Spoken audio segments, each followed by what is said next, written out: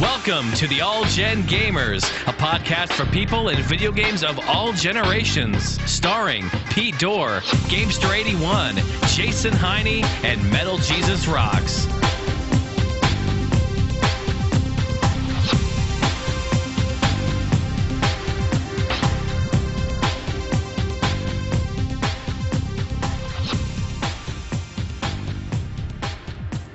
All Gen Gamers Live, woot! Woot, live? What? What's up, guys? What's up? This is kind of a last-minute deal, too. So, for those who are like, why don't we get a warning? What's the deal? We're just recording live. Yeah, we're just doing it live. We're crazy like that. So, how you guys been? What's going on? I've been pretty good. Pretty good. Nothing too new, you know. Mm-hmm. Pete, what about you? Bought a 3DS XL finally. Oh, you did? Oh, I remember your post about that last week. You're like, I can't take it anymore. I must have one. I just broke down because Nintendo is just the biggest tease in the world.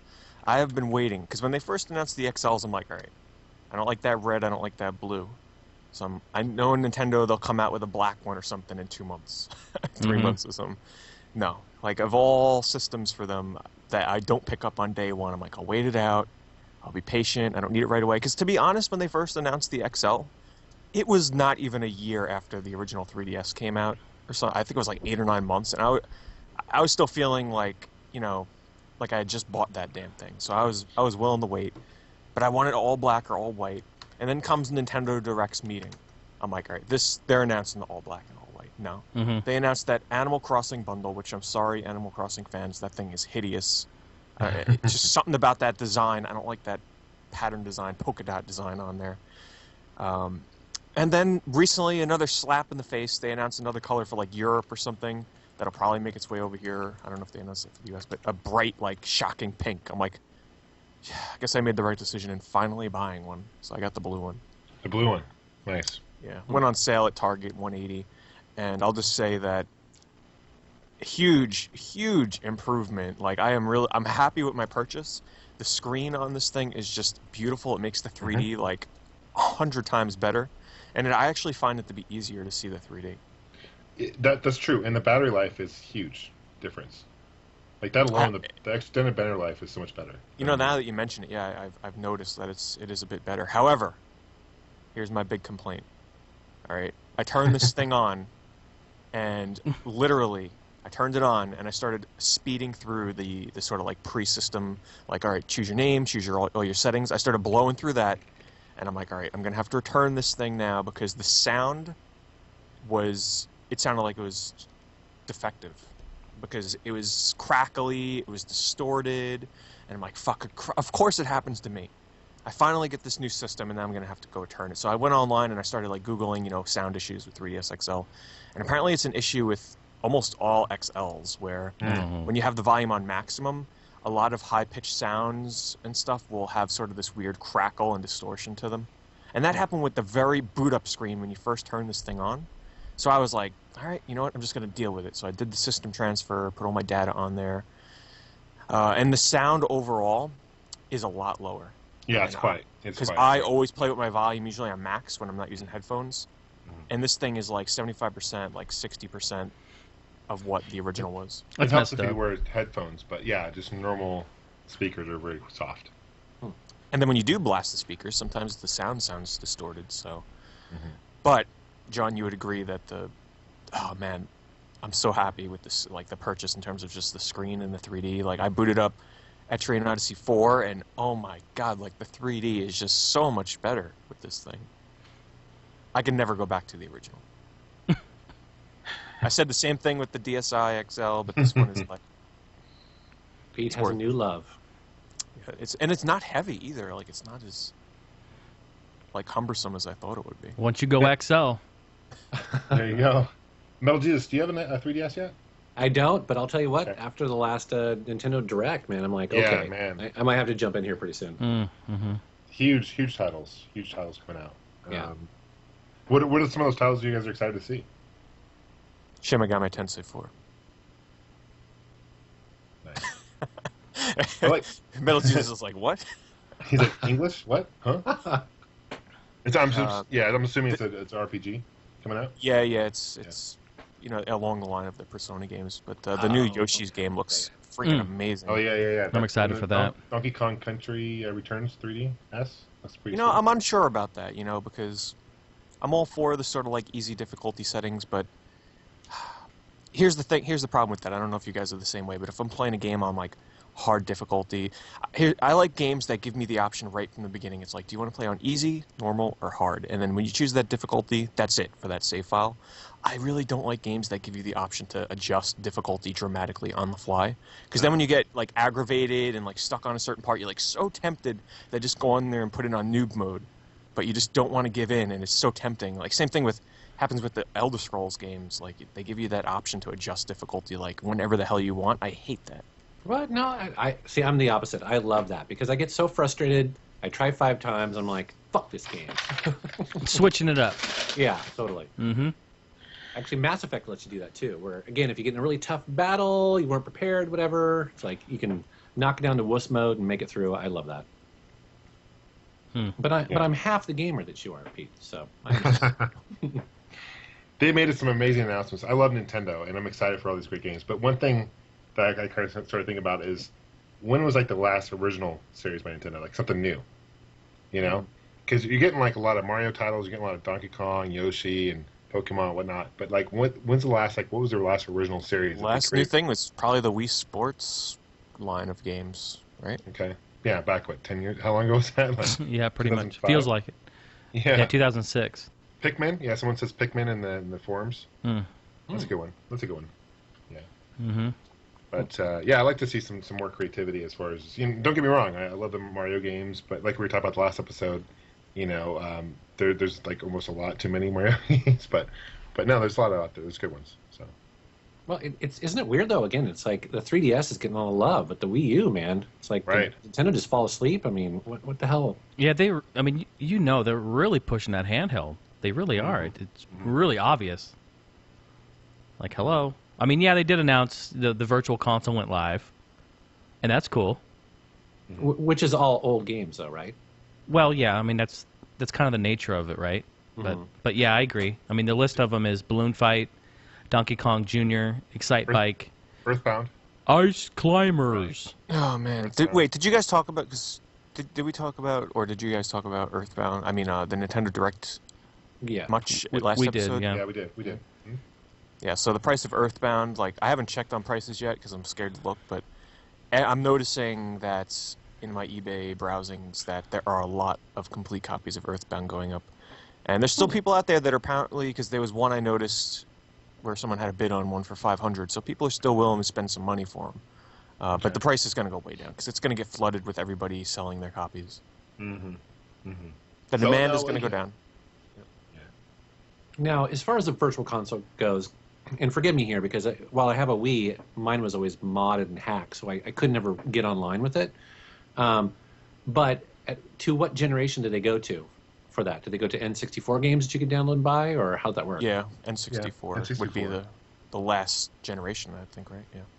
And so do you think they're going to go GameCube downloads on the Wii U? Possibly. Or maybe Wii games? They could. I don't know. Take a lot of storage though. GameCube would take a lot of storage, especially if a white, like a white Wii, like I do. I can't fit shit on my Wii U. I see them doing sort of like port, like sort of like what they're doing with Wind Waker, but not on that scale exactly, but more of like just maybe $30 ports of GameCube games with Wii U functionality. Probably would never happen, but I think Nintendo would probably go that route for their bigger series. I think Nintendo's smart in the sense that they are focusing more on the 3DS. I think because they realize they have the majority of the market share in the handheld department, right? And I think they're a little bit hesitant because PS4 hasn't come out yet. The new Xbox system hasn't come out yet either, and obviously they got a great head start with the next generation. But it'll be interesting to see how the Wii U compares to the next gen. But I mean, on the same note, 3DS started off kind of slow. Remember we were bitching about how it was kind of start off slow when it first came out, but look at it now. They're pumping all these great titles out. So I think eventually Wii U is going to get some great titles. I mean, I've said it before, but I love like a new F-Zero. Can you imagine F-Zero on the 3DS? Pretty beautiful, man. That's all I want. You know what? It kind of reminds me of the GameCube era, though.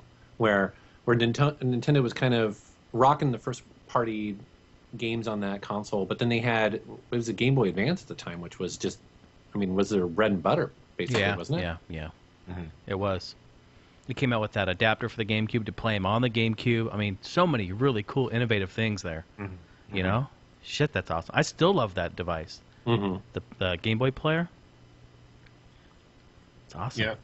Do you think there's a way they're eventually going to connect the 3DS and the Wii U somehow together, like the link? I don't know. I don't know if there's a way they could do that or not, but because you already have the tablet, which is essentially kind of a handheld as itself, right? The controller? Yeah.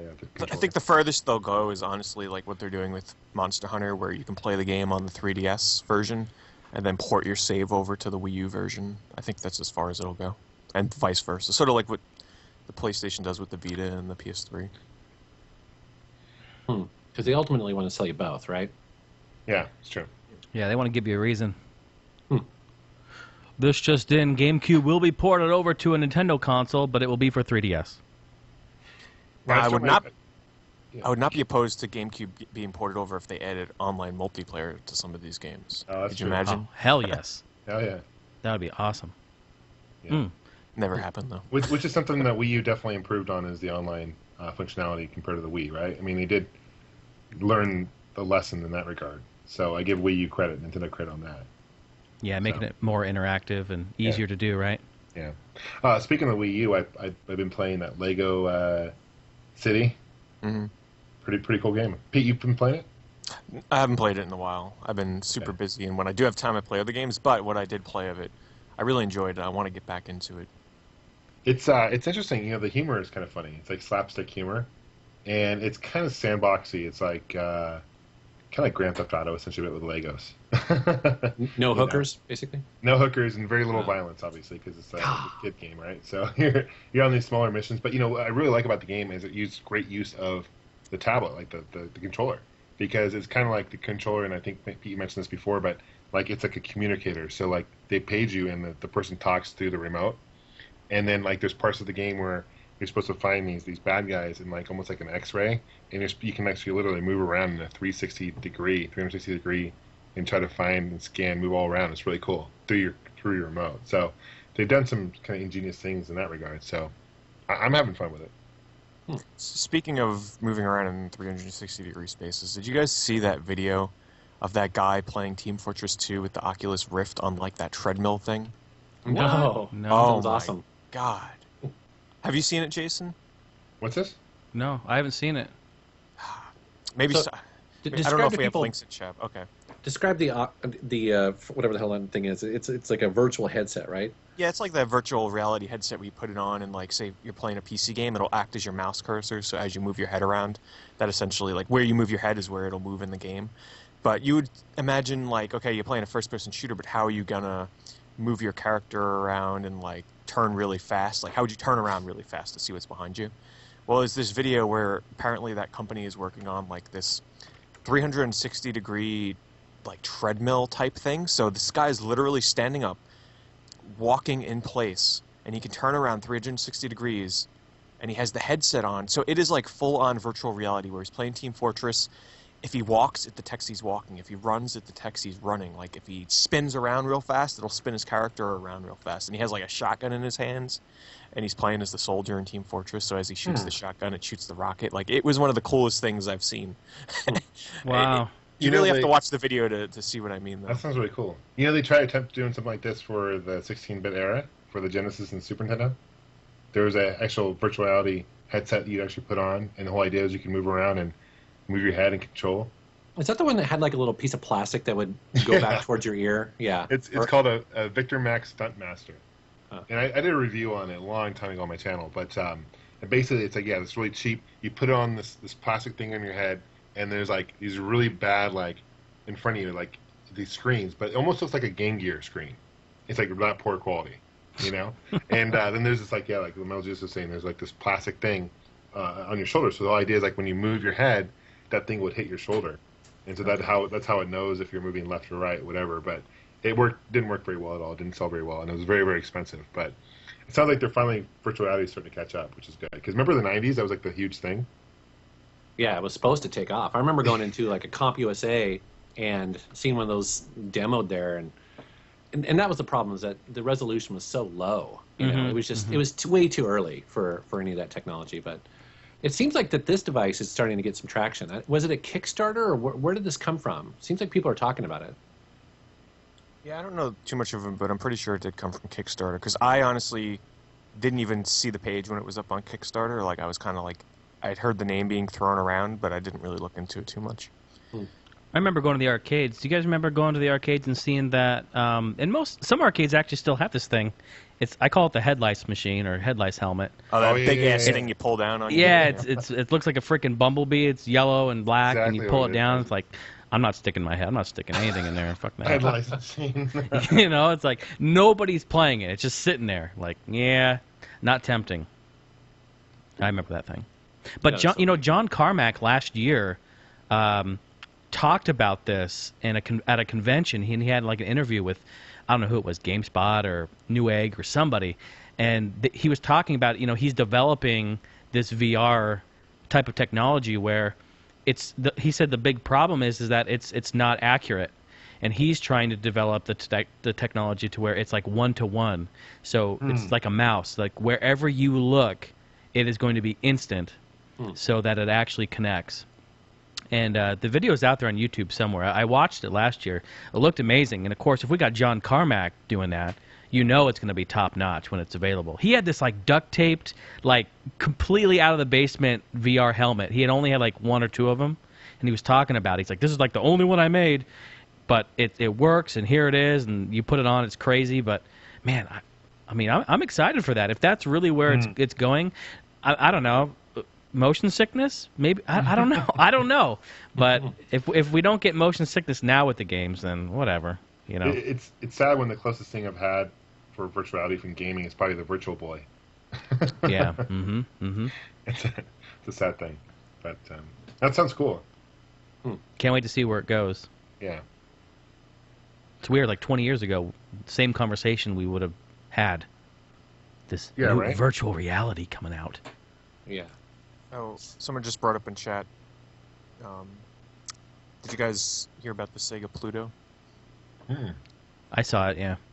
So there was an ex-employee from Sega, something, that posted up photos of the Sega Pluto, which was a Sega CD, Sega Genesis combo, but it also had the Netlink built in.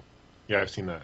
And it was never released. And he said he had the second prototype, and there's only two known, right? So supposedly there was only one other out there.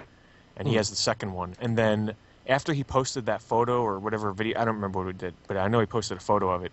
This other random guy on YouTube says, oh shit, I have that. He bought it at a garage sale like 5 or 6 years ago for $1 or something, he said. Jesus. And he apparently now has the one of two of the other Sega Pluto. And his is the first one because it doesn't have the Sega Saturn name on it, it just has the Sega Saturn logo on it. Like the little symbol. So yeah, within a matter of like, I guess days it was or something, both of these mysterious Sega Plutos surfaced, and he's put it on Game Gavel right now. Last time I looked, it was going for like $7,500, but I think he's using Game Gavel just to gauge the value of what people are willing to pay.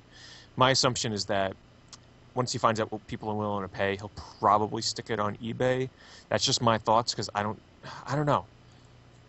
From what I've read, he's just using Game Gavel as a price gauge. I don't know if he's actually going to sell it on there, though. You would think, yeah. I mean, so Game Gavel, you don't. Well, you probably do that with eBay. Don't you think there's more people on eBay? But yeah, I see right now it's on $7,600 right now, and reserve not met. So. Yeah, he probably's got the reserve up like ungodly number. Wow, I mean, it looks pretty cool though. It looks finished, doesn't it? I mean, how do you not know you have a Pluto? That's what I'm looking at all the systems in his room, and nothing against this guy, but he's got, he's got 3 Dirty Dwarves on the Saturn, so this guy knows what he's doing a little bit. He's got some other retro consoles in there, and then you have this weird ass looking Sega Saturn sitting in your house, and like, how do you just not realize that thing is just different from all the other Sega Saturns? That's what I'm saying. Yeah, it baffles me. It's messed up. So speaking of virtual reality and all this, certain prototypes, there was actually a bid on this. and this is an auction item that went on eBay about a month ago, and it's the Atari Jaguar VR headset. I saw that shit. So apparently, Atari was playing on a virtual reality thing for the Jaguar, and so this set comes with, let's see here, I'm gonna look at the auction here. 2 working Jaguar VR headsets known to be in the world. This is one of only 2, very similar to the Pluto. It comes with some games. It includes 2 trackers. It comes with a gun. It comes with a space joystick, Missile Command 3D, some great games. But I actually bid a couple $1,000 on it, hoping to win. And this guy, like $9,000, still, it was still like didn't reach the maximum. And then he has a buy it now for $9,000, which is stupid. Like I don't have that much money, but Wow. But yeah, I did see that auction. Did it sell though, or not? No, it didn't sell. Oh, He wow. posted up both times. So he posted on March 27th, buy it now at 9,500, and then he posted that didn't sell. He posted for 9,000. Didn't buy it now. It didn't sell. So I mean, some of these people need to be a little bit realistic. I mean, $9,000 a drop on a gaming item is very, very expensive. Yeah, So but- But these days you look at like the stadium events carts and everything, and this is more unique and one of a kind, and so That's I can true. understand him wanting more than $9,000, and if he's a collector too, maybe that's what it's going to take to pry it from his hands. Well, and also, I mean, as an investment, this is actually a pretty smart deal. I mean, if you are somewhat wealthy, you might as well buy one of these like Sega Plutos or this other thing, the Jaguar headset, yeah. because they're not making any more, and probably in 10, 20 years' time, you're going to sell for twice or 3 times as much if you want. Well, that's a good point because games they could always come out with again, but these things they won't. Right. Yep. Right? So, Bill Gates, if you're listening right now, I'll broker this deal. Yeah. To the I had top $9,000 dollar, eh? I wish I had $9,000 to drop for some shit like that. My wife would kill me, first of all. You'd be sleeping out in the car, but yeah, it's so worth it. You'll be sleeping with that fucking thing in the bed. That's what's going to be happening. Yeah, for sure. The stadium So events thing was a hoax too. Did you hear about that? No, what's going on there? I heard about the story. Well, but- it's been floating around for a couple of weeks now. Someone found a stadium events at Goodwill for like $7 or something. They're like the holy grail of gaming. They found it for $7 and had pictures or something. Then I guess it was just some big hoax. You know what it is? It's some troll that goes to Goodwill every day that he can during the week, never finds anything and is fed up with it. So he's like, you know what? I'm going to ruin it for everybody else. I'm going to make this thing go on the news so that everybody starts checking their Goodwills and everybody checks their attics for these old-ass games and starts checking the value. That's what it was. Yeah. Dude, Well- did you guys, speaking of which, did you see that episode of Pawn Stars? Yeah, that pissed me off. Where that guy is supposedly an expert and he sees the model number of the standard NES, Nintendo Entertainment System, and he's like, "Oh my God, it's worth a fortune!" And then they go to that local retro store, and the guy's going, "No, this is not that big a deal, and it doesn't even frickin' work. I'll give you he offers him like a couple bucks." Oh man, that's an old episode too. The Pawn Stars is a ripoff. I've been there before, the actual shop. First of all, it's a lot smaller than it looks at Pawn Store, right? Than it looks on TV. It's super small. But they jack up the price because it was, quote, on TV. Like they had a box NES, like you were talking about. They were asking like $500 or $600 for it. Yeah. Stupid Oh my price. I mean, it's God. stupid. And just not only that, but just action figures and shit like that. Do you guys see speaking of Pawn Stars, you guys see the one with Pat the NES Pawn? I did. I thought that's the one Metal Jesus was going to bring up. Right. That must be totally staged. Like, It was I don't, staged. It I don't is, know what the yeah. point of that was. 'cause Half The the point obviously- of him was to brag that he has it and then drive up the value so that no one else is able to get it for a cheap price. Like people will start looking in their boxes of NES games and say, "Oh shit, I have it too." Like it was No, just to brag and stuff. I He was don't not know. going to sell it. I don't know if it's bragging. I don't know if it's bragging either, because I bet you they probably just came to him and they probably were like, "Hey, who out there has got a really rare game?" And Pat's like, "Sure, I'll go on. What the hell?" Right? Right. He had no intentions of selling it though. I could just tell. Right. No, yeah, you knew he didn't. Yeah. It's all staged. And That's do you think Hollywood, Pat, just like- Pat knows his shit. Like he knew bringing that in there that they were not going to offer him what it's actually worth. Right. You guys ever seen Storage Wars? Yeah. There's a guy who's like, yep, I forget his name, but he's like the guy, a little bigger set, heavier set guy with Yep, glasses. Yep. Yep. So he actually came out afterwards and said the whole show staged. Like they'll like pepper in shit, random like rare stuff in the lockers just to make it interesting. Oh, they have to. I'm not surprised, because if you have to make an episode, you have to show some cool stuff, right? Yeah. I mean, otherwise it'd be a crap episode and no one would watch. So I'm not totally surprised that they hide stuff in there. Or, yeah. It's all done in post. Wait, when that guy came out, John, and said that, like, did the show end or something, or he leave the show? He got booted off. Oh shit. Yeah, and then he got booted off, and then because he was complaining about it, and then they booted him off, and so I think the show's still going on. I haven't seen the show in a while. Wait. The guy that goes, yep, got booted off the show? Yeah, he's no longer on there. He was always the cocky asshole, right? Yeah, he was a cocky asshole. Yeah, he's a cocky asshole. He's the guy that made it interesting, right? That's what I'm saying. They kicked him off? What the fuck? Yeah, because you had him, and you had the couple, and then you had the guy, father and son, and then there was like another old dude, right? Yeah. Wait, what? Did they kick him off because he said that? Because he was talking shit. Yeah, because well, I don't think they came out and said that's why but he got booted off, and then he came out publicly and said, well, the reason I got booted off was because I don't agree with the morals of staging this shit. But dude, he's gotten paid. You got to figure he's getting paid a lot of money to be on the show. You know, like, I don't know. Oh yeah. Well, you know, you guys mentioned that, or you guys know that my buddy Drunken Master Paul was on Ace of Cakes. Mm-hmm. Right. The Food Network pays very well for every week that they do, and so I'm not going to say the amount, but it's way more than probably any of us make on. I'm guessing it was quite a bit for every episode. So, yeah, there's good money to be made in there. Now they come in and they just sort of take over your place for a week at a time, and they create an entire season, but you get paid well. So I'm sure. Which show? Which show? So my buddy Drunken Master Paul was on Ace of Cakes for the first 3 years. Mm-hmm. Yeah. Mm-hmm. I heard it was a cakewalk though. Is that true? Is it easy?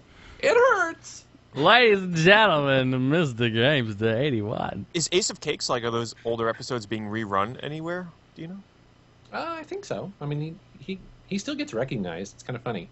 So I assume they're being ran somewhere. So when people come up to Paul, like, and they're like, "Oh, Paul," like he's unsure if they know him from YouTube or if they know him from Ace of Cakes. It's true. That ever happen? Yes, as a matter of fact, that actually happened today. The reason why I was mentioning it is because they come up and they're like, "God, I know you from somewhere, dude," And of course, our first thing is like, "Well, have you been on the internet? Blah blah, YouTube." No. And then of course you mentioned Ace of Cakes, the Cake Ninja. They're like, "Oh yeah, I love that show." Like, bro, it was on freaking Storage Wars, man.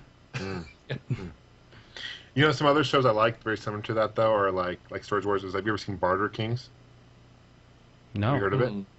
I forget what channel it's on, but it's barter. So basically, what they do is these guys are contract out. Like people reach out to them and say, "Hey, look, I have a baseball bat and I want a motorcycle." Oh, I've heard of this. Yes. And so these guys they trade a baseball bat for something. They trade up and they keep trading up until they get the motorcycle. And it's crazy. They'll trade a baseball bat for a radio, and they'll trade a radio for, I don't know, some other thing that's a little bit more value, right? And they keep doing that until they get the motorcycle. It's pretty crazy. Dude, people started doing that on Craigslist. That's where it started. Right. Yeah, like years ago. You have ago. the wanted section of Craigslist, right? Yeah, they just trade. That's fucked. Yeah, but you know what? That's kind of annoying because, again, if you try to sell something on Craigslist, people will, even if you put in there, cash only, don't want trades, people will still say, "Hey, man, I've got, something stupid in their garage." I'm like, "No, I want cash. I want you to buy what I'm selling." Because that happened recently for my freaking iPad. It's like you get all these idiots who either want you to give it to them for $50 or they're going to trade you for like their, piece of crap that they have in the garage. I'm like, "No." Neil Sama in the chat is saying that some guy got a house doing this. Yeah, it wouldn't surprise me. Crazy. Freaking crazy, man. I don't want your, metal squirrel statue, okay? I'm not trading for it. Motherfucker. But somebody might be looking for that, and then you could trade it to them. See, that's right. the genius, right? Yeah. That's what they tell themselves. I'm in the market for one. Or you get that one person who has multiples of something, doesn't know the value of it, and just doesn't have a need for it anymore. Mm-hmm. Yeah. So crazy. So, Gamester, did you have a chance to check out the Soul Sacrifice demo? No, I haven't yet. Gamester81. It's actually really good. So anybody out there that has a Vita, to check out the Soul Sacrifice demo. It went up about a week ago or so. I think 15th or 16th. No, 17th, sorry, because it got delayed, bastards. And it's a really interesting take on the sort of monster hunting genre. The focus is more on leveling up. All your characters have these magical abilities that every time you kill a boss monster or enemies in the game, you finish the mission, you get spells. And as you get these spells, the system is really simple. You can combine them to make them more powerful, and then you can just keep on fusing spells together to create even more powerful spells. So there's no quote-unquote like weapons in this game. Everything you do relies on spells. So every sword that you use, every axe that you use is a spell, and it has limited uses during battle. So you sort of have to like make these strategic weapon layouts or spell layouts that you take with you into battle. So you have 6 slots, and like you can like what I do is I equip like a healing spell for my team. I equip like a support spell that'll like freeze the enemy, and then you choose a few weapon attack spells. And all the enemies in the game have like elemental weakness, or most of them, and it's really fun. It takes out a lot of stuff from Monster Hunter that kind of slows down the Monster Hunter experience in terms of like the areas are pretty big and you have to go between different areas that are spread out across the map. This one, like at least what I played so far, they drop you into a single arena, small arena. You just beat the shit out of the boss, whatever enemies are in there, and you just move on. And the cool thing is it has sort of like a gothic horror theme to it with some really weird ass enemy designs. So anybody out there that's sort of into like the Silent Hill type monster designs and Dark Souls or Demon Souls, you should definitely check this game out. I will say it is much more approachable and understandable than the Monster Hunter games. So if those intimidate you, definitely check out Soul Sacrifice. When is this coming out? It actually comes out on the 30th, retail. Oh, okay, wow. So next week. Yep. And I'll be picking it up. I put, 10 or 12 or so hours into the demo, and the demo's pretty lengthy. They let you play online. And I'll just say this, though, when you start playing it, John, don't give up on it until you get online, because like all these games with the monster hunting and stuff, like you don't experience the games until you get online. Soul Sacrifice tries to sort of like sprinkle in some story elements, but I found them to be quite honestly not interesting. I just couldn't get into them, to be honest. Just the presentation of them just didn't draw me in. But they try and be unique and different, but just get past the first 5 missions in single player and then play online, and you'll see what's so great about it. It looks like, I'm looking online here, it looks like they have a PlayStation Vita Soul Sacrifice Premier Edition. It's a bundle. So I think that might be Japan only, though. Oh, really? I think. I could be wrong, but I don't think that was announced. It's super sweet. It's like red, and it's got like the back of it's got the logo on it. It's pretty cool. You can still get it, though. I mean, the Vita's region free, so as long as you can switch the language over. Yeah. That's cool. Cool. A new Vita game. Awesome. I know, right? Yeah, I know. Talk about a lack of support on the system. We're giving Nintendo shit for the Wii U. Man, Sony's really kind of ignored the Vita for the most part, right? I'm prepared for E3. They got to bring it. If they don't bring it this E3, then I've lost hope in the Vita. However... Well, they're talking about connecting it to the PS4 and kind of, maybe they'll... It's going to be all PS4. You just know it. The way they got to save it, they got to bundle that thing in with a PS4. But the only downside to having a Vita with a PS4 is it's been brought up on like other places too, but the graphics won't match. PS4 level graphics will not obviously match what is available on the Vita. So when you're playing a cross-play game on the Vita between the PS4 and the Vita, the graphics will obviously take a hit. However, if they can really just beef up the amount of titles that support cross-play and maybe other incentives to want to use a Vita with the PS4, like just bundle it in, get it in more people's hands. Even if they take a hit on like revenue loss from bundling it in and the cost and everything, doesn't matter as long as they can make money on the games. Mm-hmm. It really seems like a lot of people with Vitas are playing PSP games, like downloadable PSP games. I'm starting to do that a lot too myself, and I know it goes against like the whole collector thing, but lately I've downloaded a couple of PSP games, but it's just so much more convenient. Like if I want to play like a PS1 game or a PSP game, I've really been wanting to just go on the Vita, download it on the Vita, because it actually looks really nice on the Vita screen. It's just so much more cumbersome and bothersome to me to like play a PSP game on an actual PSP. Like I'd just so much rather boot up my Vita. So it's ironic because the PSP Go failed because of this, right? Because the whole digital only. So where were you when the PSP Go came out, Pete? Digital only? I didn't have the Vita. The Vita. The Vita's awesome though. I don't know. I've played some PS1 games on there and they just look really good. It's just very convenient to have a system that takes physical cartridges, and having the ability to get lazy and sort of just play some of these digital games on there. Like, I have Toomba and I have Klonoa on the PS1, and I can play those on my TV. But if I want a portable version, I am very close to just downloading those games on the PSN and playing them on the Vita. Yeah, I can see that. So how many PSP games are available? Is there A lots? lot. Basically, almost everything that's on the PS3. There's some exceptions, like Legend of Dragoon, for example, is available on the PS3, PSN, and I wanted to download on my Vita, which it is possible to do. However, if you go on the PSN store on the Vita, it's not there. But if you download it on your PS3, hook up your Vita to your PS3, you can transfer it over. So there's some instances like that. That's weird. There's a lot on there. Like Johnny, Happy Console Gamer, was saying when Heavy Metal Hanzo, when they got together and Hanzo was showing him his Vita stacked with like every PS1 RPG that's available on the PSN, like Johnny fell in love with it, and he's like, all right, I need a Vita. So, if you're looking for RPGs and just portability and convenience and being able to have a huge library for a decent price, and you don't mind digital only, like, just get a damn Vita. I mean, you can do it on the PSP as well, but I mean, come on. At this point, just get a Vita. I love my Vita. Yeah, I can't get my PSP online anymore because it doesn't support 802.11n, I think. So it won't even get on my network, which is kind of annoying. So it's that old now. Oh, Jesus, really? That's Yeah. old. And I could probably set up my router to maybe allow both, but yeah, it kind of sucks.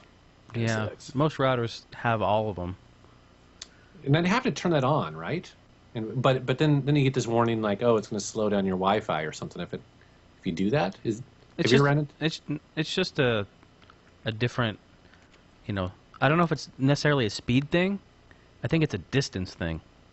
Oh.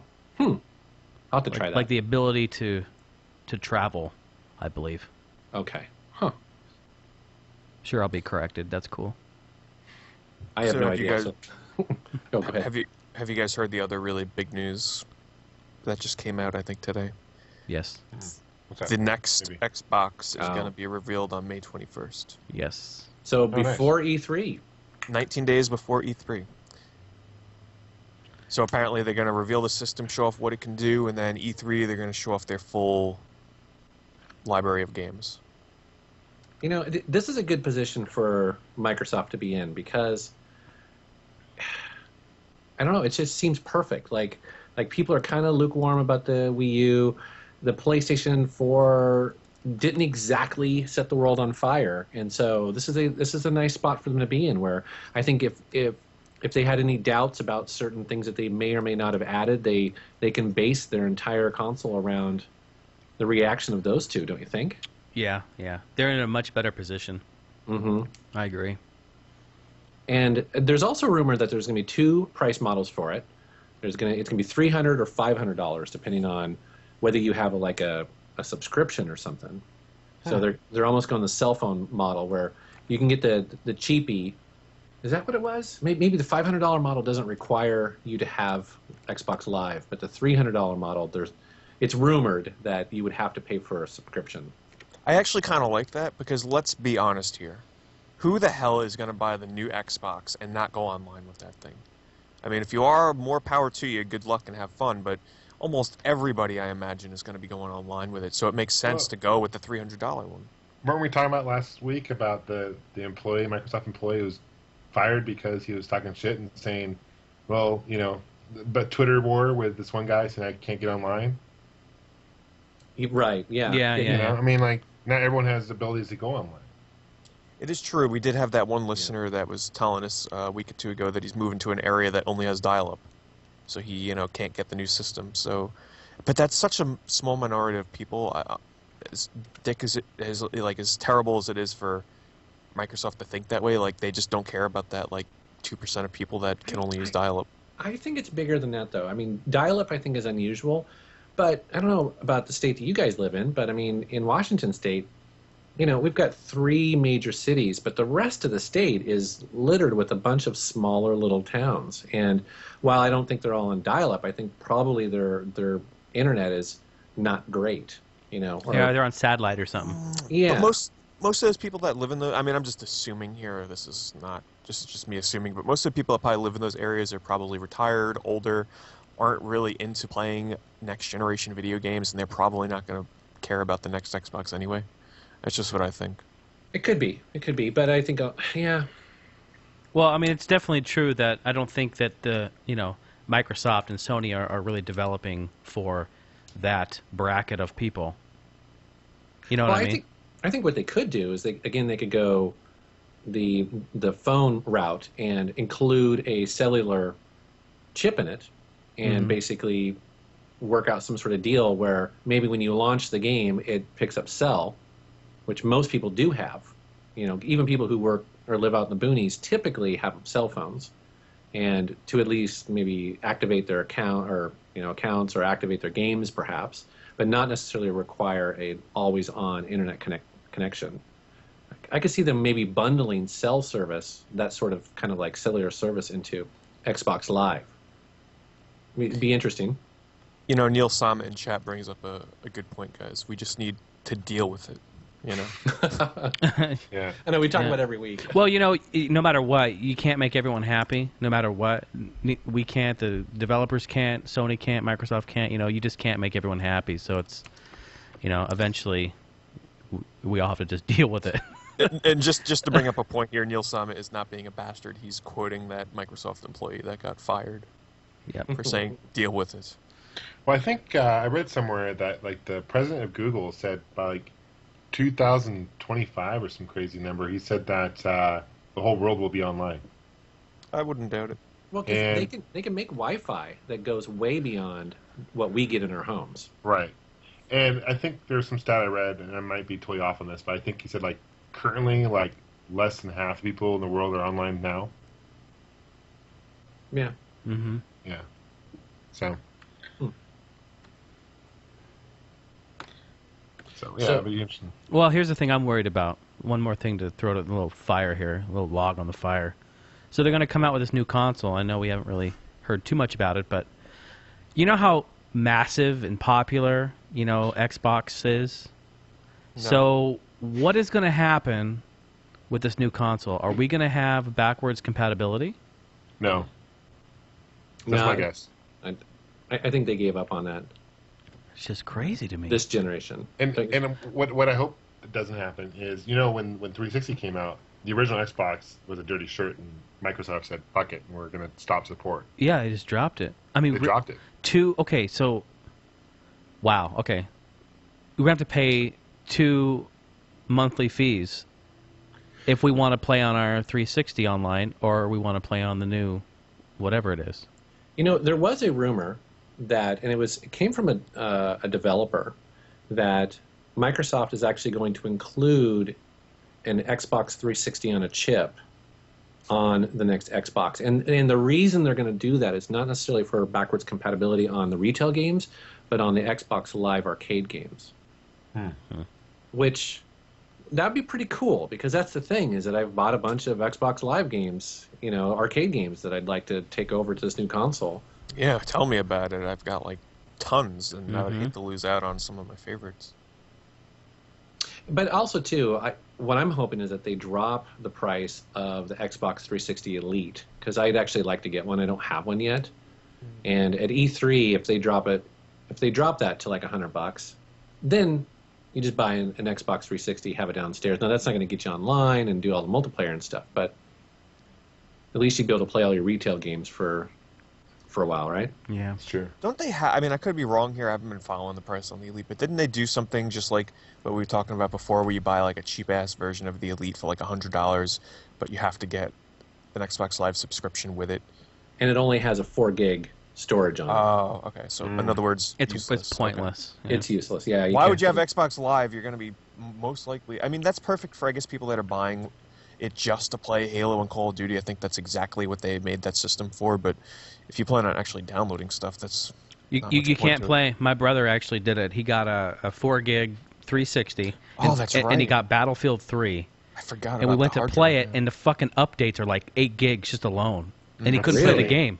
Couldn't play it. That's stupid. Yeah, because remember, wasn't it Halo 3 or something? You needed a hard drive or something to play that game. Mm-hmm. Well, actually, a lot of 360 games cache to the hard drive as you play. They need to make that more clear, because if you're buying some product, you need to understand that not all games will be compatible with that product. Exactly. That's bullshit. They need to really make that more clear. Yeah. It's bullshit. See, I tell you, it's Bullshit, man. bullshit. It's terrible, terrible. Terrible. So Jason, I've been playing a game that you are a big fan of. I love it. Hold on. Oh shit! I guess I can. Guessing game time. I like it. Okay, platform. I got the buzzer I'm ready. not looking at chat either. Xbox 360. Jason's a big fan. Yeah, I do like the 360. All right, give me a second here now. Okay, need another hint. Oh, Battlefront or Battlefield. No. It cost me $3 at GameStop. Wait, did we guess the platform? 360. Oh, okay. Okay, hold on. Is it a racing game? Yeah. No. Okay, is it a shooting game? Yes. Is it the... No, it's not the Darkness. $3 shooters, holy god. Yeah, no doubt. Do I have it? They pretty much just slipped it in my bag as I was walking out the door. Shadowrun. No. No, that would be me. Jason's. Do I own it? Yes. I think you own the collector's edition of it. Who's it? Oh, Duke It's Nukem. Duke. Duke Nukem. Duke Nukem. Yeah. Duke. $3. Get my the God. fuck out. That's amazing. Finally got Was that around to new? playing that damn game. $3 What's that? new? No, I think it was used, but they had tons of them. You know how they have that little flat bin as you walk in the door, and it's like, I mean, he just seems so lonely and pathetic there. So I finally bought a copy and What do you started think? playing it. You know, it's an awesome $3 I spent. Would it be an awesome $60 if you bought that day one? You know, no, unfortunately. Here's the problem with the game is that it was just, it's so obvious, but if it would have been released 10 years ago or 7 years ago, I think people would have been like, oh man, this game's awesome. But you can just tell it just took way too long to cook. The levels are not very inspired at times, but then other times it's a brilliant send-up to Duke. You know what I mean? Mm-hmm. Like you get to walk around in his apartment and there's just all this crass humor. There's definitely a lot of fun to be had in the game, and then at other times you're just like, wow, I'm running in a circle shooting aliens and it's really boring. So but then there's other moments too, like for instance you get to shrink Duke down and drive in a little car. And Oh, so the there's all RC these- car. It's awesome. Yeah. Those are so great of episodes or levels in that game. So And Duke Burger, you get to jump around and try to navigate that whole scene. Have you beat it? Did you go through the whole game? Not quite yet, but Okay. So finally got around to playing that, and that's been really fun. As a matter of fact, I'm going to do a Duke Nukem impression for you. Do you want to hear this? Oh, I like it. I've been practicing my Duke Nukem, okay? But I'm going to mix it up. This is Duke Nukem as if he was a lead singer for Nirvana. Okay, here he goes. Okay. Hey, wait. I've got a new complaint. Forever in debt to your priceless advice. Thank you. Wow. That was really Nice. good. It actually is That pretty was good. Bravo. Bravo. Thank you. People So, in yeah. chat are saying they got the game for $1.50 at GameStop. So Yeah, I mean, like I wasn't kidding. Pretty much, it's almost like they're slipping them in your bag as you're walking out the door, and it's so disappointing.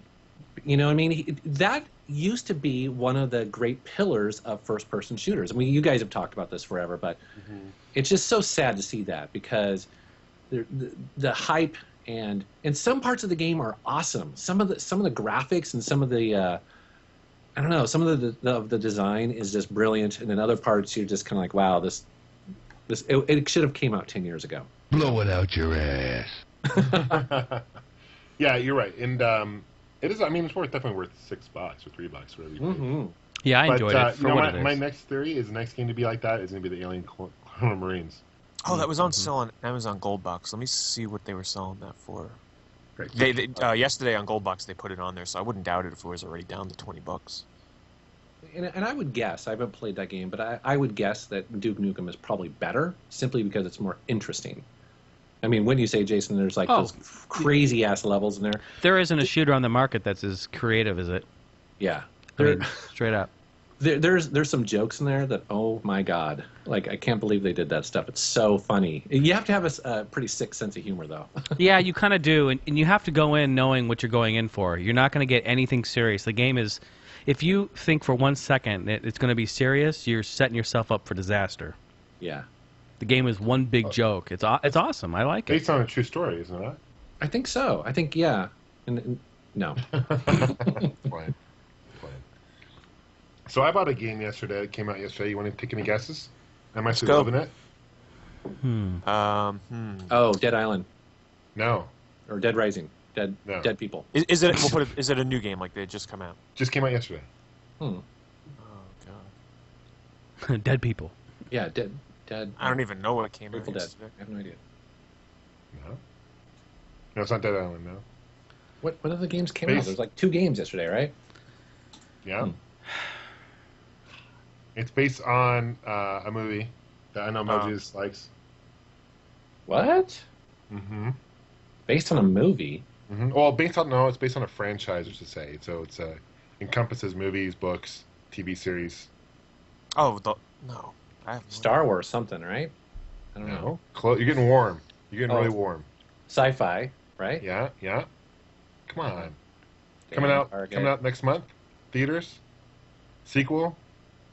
Next that's not. Oh, Star Trek. Oh, that's right. Yes. Star Trek came out this Star week. Trek. Oh, the fuck. Absolutely loving it. It's like, think of Batman Arkham City with Star Trek theme. Really? Huh. Yeah. Oh, wow. Yeah. It's brilliant. I've only played a couple hours of it so far, so I can't really speak on, like, I haven't beaten it yet. But I haven't been following this at all, so it's actually an open world game? You're saying? it's like, it's third person, like Gears of War. It's like Batman. And you have, like, you can choose between Spock or Captain Kirk at the very beginning, and which is kind of a cool dynamic. So I'm assuming if you play it and you play it as a different character, it's a different, like, similar story but different experience, because they each have their own attributes. So like Spock is more like logical, of course, and while Captain Kirk is more like, seat of his pants, kind of like on the fly kind of guy, And so you can play this co-op. You can play online co-op, which is pretty sweet. And graphics are amazing. Voice acting, guys from the movie, the actors from the movie. And it's really good. I actually really enjoy it so far. But the reason why I say it's like Batman is because it's got very similar play dynamics. But you also have like the tricorder, which you can scan. It's very similar to like Batman's ability to do like X-rays and stuff like that. It's like Batvision. So it's cool. Seems like it's very mixed reactions to it, at least on Metacritic. I mean, there's 16 user reviews with a good rating and 8 with a bad, and the only critic review right now is a 4 out of 10. So, I mean, it's mixed. It seems like some people really like it. The only complaint that I'm seeing is that supposedly it's really buggy. Okay, So. see, I haven't run into any of the bugginess part, but graphics are good, and I'm enjoying it. I'm a Trekkie though. So. Oh, me too. Now, hey, I have a question for you. In the trailer for the movie, they show this actor as the bad guy, the villain, right? Khan, yeah. Is that who that is? So the reason why I mention that is because he is in a television series called Sherlock on Netflix, and I didn't know anything about him. I just saw him on the Star Trek trailer. Doesn't he play? He plays Sherlock Holmes, right? Yes. Have you seen that? It's a good show. I like that show. Yeah. Oh my awesome. God, I'm loving that show. It's so awesome. He's a great actor. He's a very good actor. Yeah. That's a great. I love that show. Yeah, it's a good one. But I can't wait till the new movie comes out. And this is. Wait, no.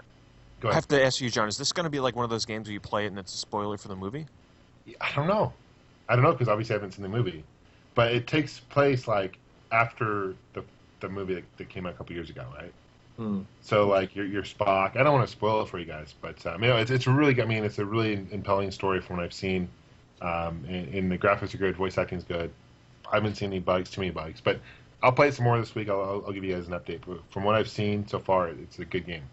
There's a review on here from a user that's comparing it to James Bond Bloodstone.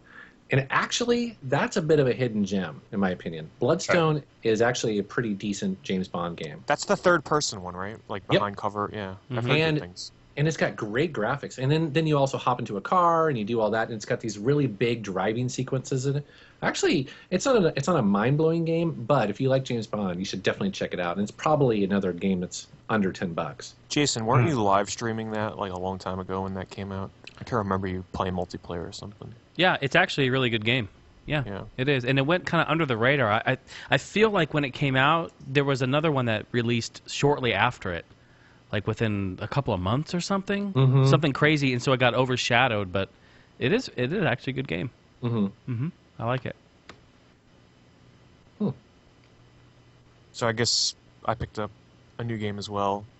This will just be for the chat, for those of the people that have 3DS, but the Shin Megami Tensei Devil Summoner Soul Hackers.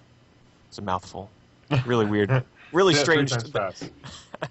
Let's try it. Shin Megami Tensei Devil Summoner Soul Hackers. Shin Megami Tensei Devil Summoner Soul Hackers. Shin Megami Tensei Devil Summoner Soul Hackers. Hey, show Wow. off. On the 3DS. So this is the really crazy thing about this game. It's actually a port of a Sega Saturn game that never made it outside of Japan from the Shin Megami Tensei series. So this game reeks of the 90s. I'm telling you, like, I booted this game up and I'm like, wow, I was really surprised that they decided to translate this. And it was a really big smack in the face to the Aeon Genesis guys. You know, those guys, I don't know if it's guys or guy, that do all the translations of like old games from Japan. They were working on a translation for the game, and in the process they were like, oh, guess what? This game's coming over to, you know, America, and I guess it's coming out in Europe too. But yeah, so a Sega Saturn game from Japan, released on the 3DS of all things, and interface-wise, you can tell that this game is from the 90s in terms of an RPG. You know, it's got that old school sort of like overhead map where you got to point and click and go to different places. And I know some of the other Persona games, like I think Persona 1 did this or something, if I remember right. I don't know. But it's got like a point and click sort of interface on the world map.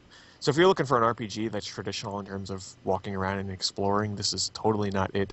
It's a first-person dungeon crawl where it's got that sort of monster collecting aspect, but this is one of the first like true Shin Megami Tensei games I've played. The only comparable one would be the Strange Journey game on the DS, but what's really interesting about this for fans of like Pokemon or the monsters that you run into, you actually converse with them and talk with them. And the translation of the dialogue of these demons is so interesting and well done. Like you'll literally you'll get into a random battle, right? And instead of fighting, you can choose to talk. And this is nothing new. This is not new for this game. You know, this is what this series is about, but it's really my first like exposure to it beyond Strange Journey. And like you'll have options of talking, so you can be like, they'll be like, all right, the demon will say, I'm having a bad day, you know, what about you? And you have options, and I'm just taking this off the top of my head, but just examples that are in the game. It's like, my girlfriend dumped me, or you know, let's talk about like your life, or just weird ass options. Like these demons have really weird senses of humor and personality, and by talking to them you can recruit them to your team. And if you have one of them on your team, and if you run into a similar enemy in the game, like you can talk to them, and instead of fighting you, they'll give you money or they'll heal you. It's just a really interesting mechanic, and I don't want to go too much into it, but definitely check it out. Play it a few hours, because it didn't click for me until about the 3-hour mark. I wasn't really getting into it at first. I didn't care for it. But it sort of has this story where what if the internet was its own like universe and entity where you can walk around in it. And it's sort of interesting to see what they thought the internet would be like, you know, back in the 90s. So $40 game though, so and I will totally say this game is not for everybody. It's got a really high barrier, really high sort of level of entry in terms of getting into it. So if you're a veteran RPG player, give it a chance, but if you're sort of only used to Dragon Quest, Final Fantasy-esque kind of RPGs, give it a shot, but I'm not guaranteeing you're going to like it at all. Now, I have a question for you. So that you said this is a Saturn game, right? It was a Sega Saturn game in Japan that was never translated, so they brought this out on the 3DS. Alice translated it. So it's interesting that they did that. I mean, it'd be Totally, awesome. yeah, it took people by surprise. Like, no one ever expected it. Well, if you think about that, it's like, God, I mean, you could start bringing all sorts of Saturn games over to the U.S. that never made it over here. I mean, there's literally hundreds of them, right? Shooters. Well, yeah, but see, they knew that Shin Megami Tensei or the Persona games are what really brought the Shin Megami Tensei series to the forefront in the U.S. or outside of Japan. And they realized that it has a really pretty big cult following now in the States. Mm-hmm. And supposedly this game is held with really high regards, and it's one of the best in the series. And the Shin Megami Tensei series, I'm not a master of it, but there's a lot of games in that series, so that's some pretty high praise. So they knew their audience. They know that there's going to be quite a bit of people that'll pick this game up just for that fact. But all the other Saturn games that never released here, it's too risky. Like, unless it's from a big name franchise. Like, the only one that comes to mind that I know that would probably do fairly well is the sequels to Dragon Force. The first Dragon Force game that came out on the Saturn actually had 2 sequels that were never brought over to the US. Even though I think both of them, I'm almost certain that both of them are translated. But you have to download the ROMs, and everybody knows Saturn ROMs don't run so well. But It would that be might pretty. be an interesting compilation. It would be cool if they would start bringing over things like, I mean, well, obviously we had them in the U.S., but a wider audience, just the Panzer Dragoon games. They would look fantastic in 3D, right? They would. That would be really interesting to have a compilation of Panzer Dragoon 1, 2, and Saga. They can release Saga on its own. I mean, I don't know if there's any sort of like issues. I'm sure there's issues with getting Saturn software to run on, Well, I mean, they're doing it with, I don't know the whole like mechanics behind it, but I mean, they've done it recently with Nights into Dreams and everything on the 360, and Yeah, I suspect the hardware is powerful enough that it should emulate it. Because I mean, typically, whenever they do that sort of emulation, they're looking for factors, multiplying factors of whatever the original hardware was, which I assume at that point was probably 33 megahertz or something like that, or I mean, it had multiple CPUs, but regardless of which, it seems like you could emulate it. I think the challenge for Saga is, though, is that I had read somewhere that they had lost the source code, and so they can't. Oh, that's right. Yeah, I heard something about that. They'd have to rework the game from scratch, which, I would argue that game has a big enough sort of like mystique factor to it, where everybody's like, "Oh man, Panzer Dragoon, I'd kill to play that game, but it's so expensive." I think Like so many Earthbound. RPG fans, like Earthbound, but see, there's a lot of copies out there of Earthbound, and there's far less of Panzer Dragoon. I heard I heard the Saturn is just really hard to emulate, right? So that's one of the reasons why most likely it'll never come out again. But it's not impossible, because I've run an emulator on my really old Windows XP machine, and it runs a lot of Saturn games. That's actually how I've copied, or that's how I used to get footage from Saturn games, was through ROM, or disk images that you would download and run through an emulator, and that was on a single core Athlon CPU, so nothing that is remotely even modern. Now the emulation was kind of funky, but I was able to run quite a bit. I think Panzer Dragoon Saga would do really well for Sega if they released that. Maybe the easy way out would be to release the original version, as a downloadable game in some fashion. But honestly, I think they should just do like an HD reworking of it from scratch and release it as a retail game. Never happened, but that's just me dreaming. But that would be the best option. Yeah, it would be cool. I mean, how many other RPGs are out there like that you can't really go out and buy or download? I mean, Earthbound is one. Is there any others left? What are the big ones? That's a good question. Maybe some people in chat know some that people are dying to play. I mean, that's the thing. Earthbound was, if you don't do ROMs and emulation, that was sort of like the big, damn, that is so expensive, I'll never get my hands on it. Panzer Dragoon is the same way. Maybe Suikoden 2. That's another game that is not available on the PSN store, and a lot of people are dying to play that and don't want to spend the $150, $200 that it commands. That's a PlayStation 1 game? Yeah. What the hell else? Yeah. There's not many. Most of them are fairly widely available. It's mostly Saturn RPGs, to be honest. The Saturn RPG library is getting very expensive. I know of another one, but the Saturn RPG library is very expensive. They're not readily available in ROMs to play, not even download on any service. But another one is Crusader of Senti on the Sega Genesis. That is not available in any kind of virtual console form. And that game is going for $150, $200. And that's like the Zelda kind That's of game, like right? the Zelda-esque Talk to Animals or something game that I've been trying to get a hold of, but it's just going for crazy amounts. Oh, like sheep. Yeah. Cool.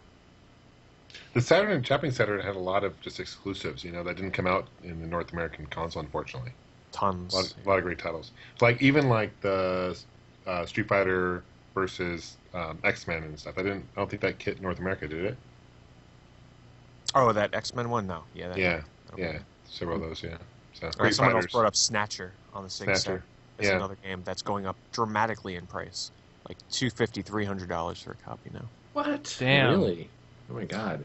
Yeah. It's nuts. You better snatch it quick. Oh, I was waiting for it. Huh? No one's gonna be snatching that. I also booted up my Neo Geo MVS yesterday because I got a new game in the mail for it, and it is regarded by many shoot 'em up fans as being, and Jason Heine, I don't know if you talked about this last week, but you were playing some shoot 'em up games Oh, on your God. live stream. Did you talk about that last episode? I believe I did. Yeah, Okay, of stuff I so was playing. Yeah. here's a game for you to check out if you do MAME. Download a game called Prehistoric Isle 2. Oh yeah, I play that. I have it. Yeah, it's good. It's a great shoot 'em up where the theme It's- is dinosaurs and yeah. stuff. It's Jurassic Park meets R-Type. Yeah, Really? Yeah. It's it's right. really, the visuals are like out of this world though. You know, Yeah, it's, it is. It's pre-rendered backgrounds and Love sprites. It's just awesome. Yeah. If you love pre-rendered stuff like the backgrounds, Yeah. they do there's very few of them in the game, but when they do them, they do this sort of like dynamic shift in the camera angle that makes it look like you're going down like you're turning down, like, say you're playing like an FMV game and like you turn a corner or something. They do that a few times and it looks so cool. The game's, it's a short game, like shooter standards, arcade standards. You beat it in half an hour. Isn't it like aren't you like a pterodactyl or some shit? Or No, you play as I forget. It's been a while since I played it, but you play as two different helicopters. but helicopter. you That's fight- right. That's right. You fight pterodactyls. Yeah, that's right. And you have to pick up people too, right? Yeah. Yeah. So it sort of has that what is it, Defender type gameplay to it, where you're rescuing people and they're holding onto the bottom of your ship and everything. So it's a fairly expensive game on the MVS. Like, it's not, because a lot of people want it. It's in fairly high demand. So I would recommend and it is available on the AES, but it's a conversion, and those go for a lot too. So if you have MAME, just download it. Is it on the CD as well? No, this was Okay. exclusive to Okay. arcades, so Okay. the AES versions are just conversions from the MVS cards. I have mine through my multi-card I have, like the 100 whatever games in one multi-card. So they don't emulate perfectly, but for $100 you get 100 Geo games. Not bad. Not bad. So Saves a lot of space too, because those damn yeah, it does. the parts It are does. humongous. Yeah, you get like a lot of the streeters, the King of Fighting games and all those too. Yeah, and if they work, right? Yeah. That's cool. There's some hacks though. It's like I've noticed they kind of hack some and they change the title. Like King of Fighters Plus, they hack it. Where there's like one, I forget which one it is, but there's like they are like topless. The chicks are topless. Shit, what game is that? It's one of them. I forget. I have to go through my. It's funny though. But hopefully it's Dead or Alive or something. Yeah. I don't think that came out for the Neo Geo. Yeah, it's cool. I'll take it. Well, it should be made. God damn it. So you liking your Neo Geo MVS overall, Pete?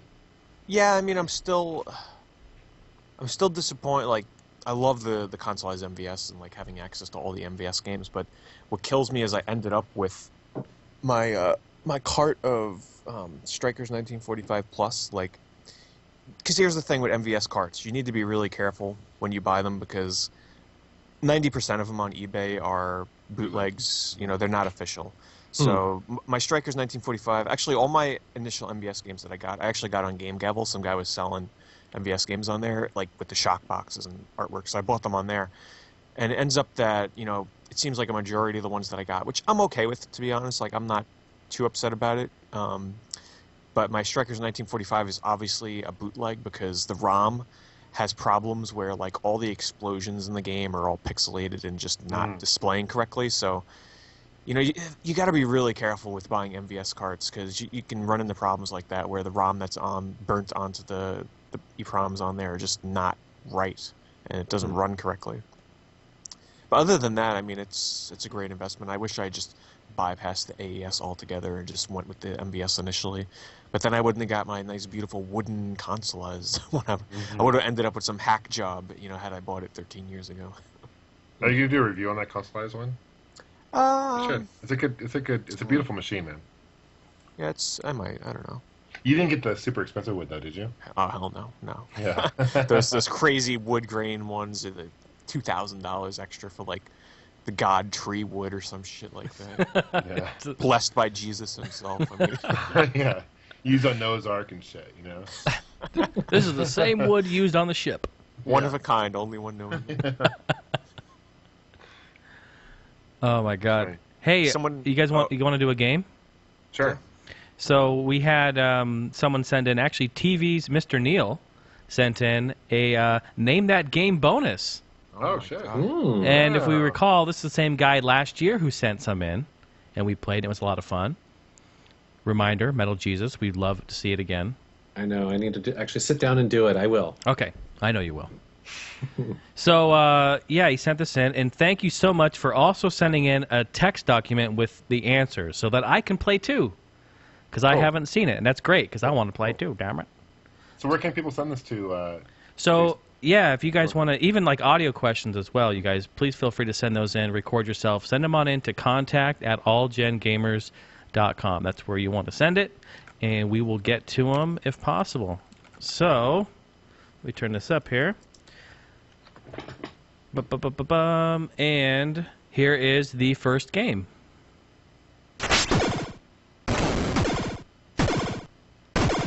Oh, I know this. It sounds like alleyway.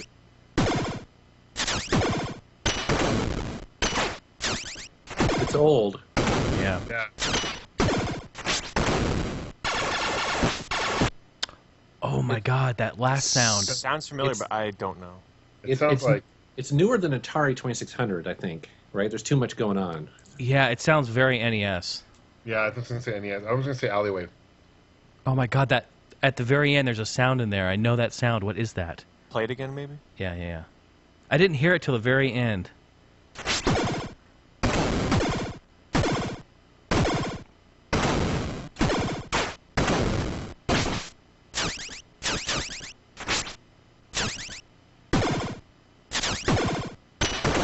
Sounds Super Nintendo. It sounds like a puzzle game. All right, maybe not. That last sound effect, it's like, okay, maybe not. Yeah. Oh, you know what? People are in the, that's a good guess. People are in the chat are saying maybe turtles. Gamester, you're cheating.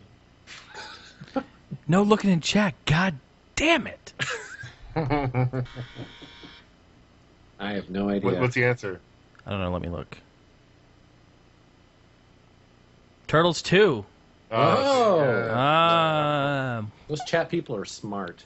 I'm not looking at chat. I can't do that shit. All right, I won't do that shit anymore. Control Alt Delete, John. That was Donatello character, by the way. He was playing Donatello. They knew the character too? Christ. That's No, BS. I'm just, Come I'm on just now. Guessing. I'm guessing. Oh, okay. I was gonna say, Jesus, got some hardcore fans up in there. Seriously. All right. Here is the second one.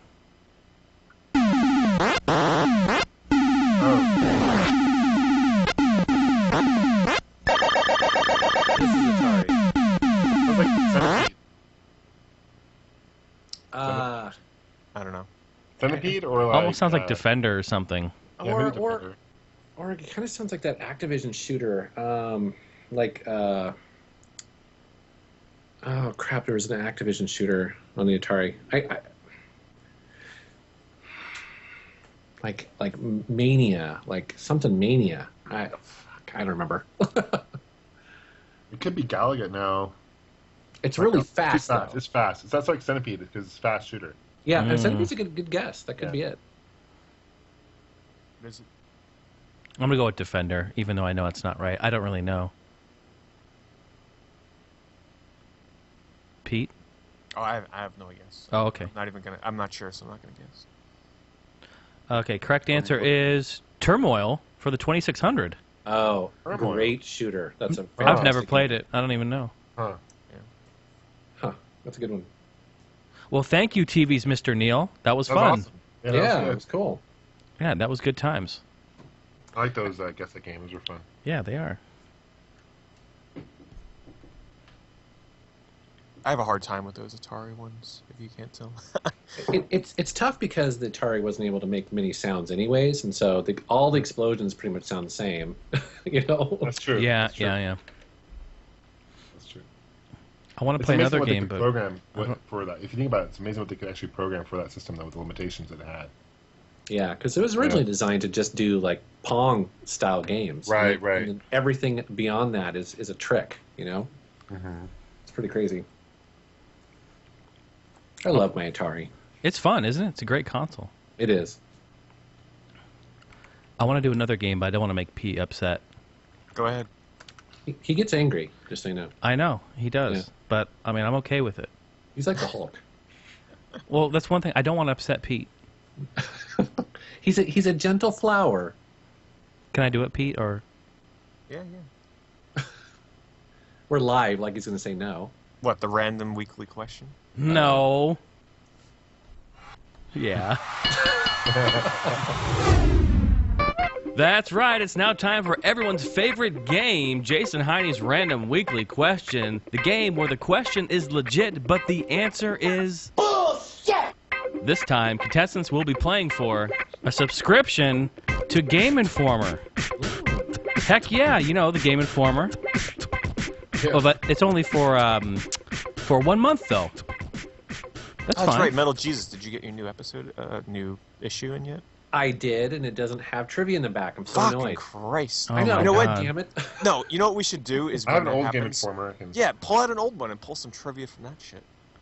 Oh, so John, you have one? Does it have trivia in the back? I can go look for it if you want me to. Yeah, go Let me ahead. go look. Okay, I'll be right back. It's not like anybody cares about Jason's. Yeah, no one gives two fucking shits. See, this is why I don't even do it. You know what? I do it for the fans. No one loves me anymore. Group hug. Group hug. And John's not even here to play. Fuck the world. He took the first opportunity. He's like, oh, yeah, I'm out of here, man. You know what? It's funny because, you know, in the forums, be people like, what do you like? What do you not like? People like, you know, we kind of like it. I do it. You guys don't give a shit. I'm turning it off. Dude, one of my favorites was the one where John got kind of upset, like because he was arguing. I forget which one it was, but it was like he was annoyed. It was awesome. It was like when Jason first started doing Yeah. the He was like, no, John, it's... like, literally thought it was for real. Yeah, he got really, and then later he's like, I never got my gift. And I'm like, I shipped it out, but you haven't seen it yet. I know. Yeah, I think So he was real. awesome. I think he was honestly pissed. Yeah, I think he was. And since he's not here to defend himself, we're gonna go with that. Yeah, he was. Well, all right. Well, while he's looking for his thing, I'll have to tell you he's not going to guess it right. But the question here is, on May 21st, it's a very special day. Why is that day special? It's coming up. Well, I know this. May 21st. Yeah, who wrote this? This is really easy. You guys, I think everyone's going to get this right. Yeah. Oh, I hear him. Oh, okay. I'll wait for him. Casual. Yeah, we didn't do anything.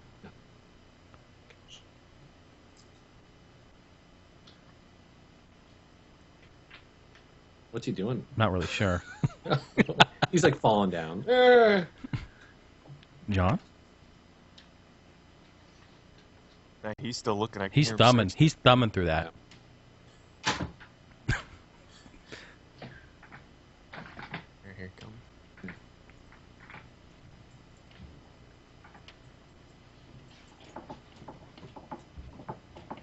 Damn, what the hell? Riding the horse over there or something? Fucking horse hooves coming into the room. All right, so my guess would be... Oh, here I got A, B, C, D. Oh, okay. It's multiple okay. choice. John, are you there? No. Okay. So anyway, May 21st is a special day because of what event? Is it A, GameStop is offering 85% off all games that have the original cases? Which I guess that's so no sale I would at be in all. line for that. So shit. no sale at all. No No- inventory. no sale. Nothing on sale there. Okay. B, the Earth, after 2,000 years, is finally in line with Uranus. He Okay. said your anus. C, Walmart is offering buy two, get one free on trash bags. Or a good D, Microsoft is showing the new Xbox. Who wrote this? This is too easy. God. Who wrote this? So, I'm going to say buy two, get one free on trash bags.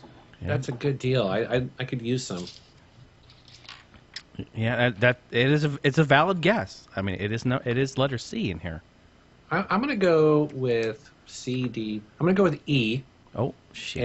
And that is in 1956, the U.S. exploded their first airborne hydrogen bomb over a Bikini Atoll island.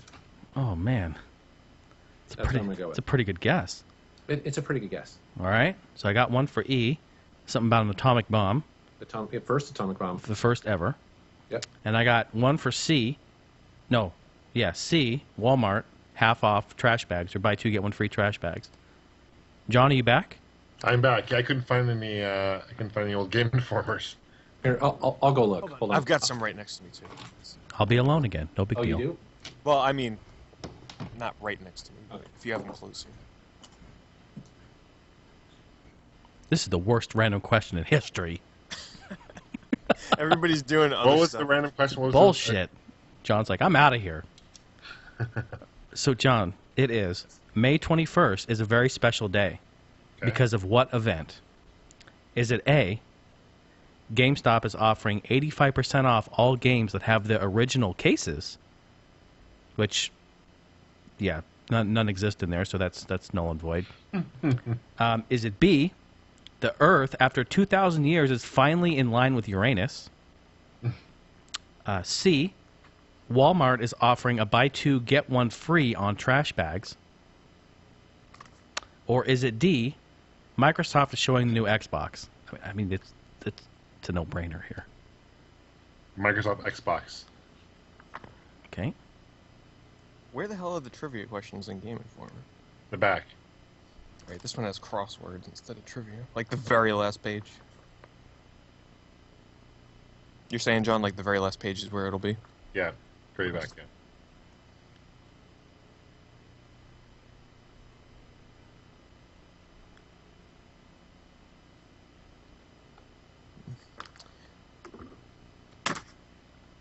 Silence. I just feel like jumping off a bridge.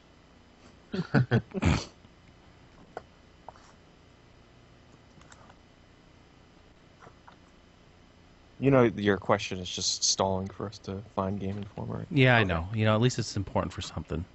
Hello? Hey. What? Hi.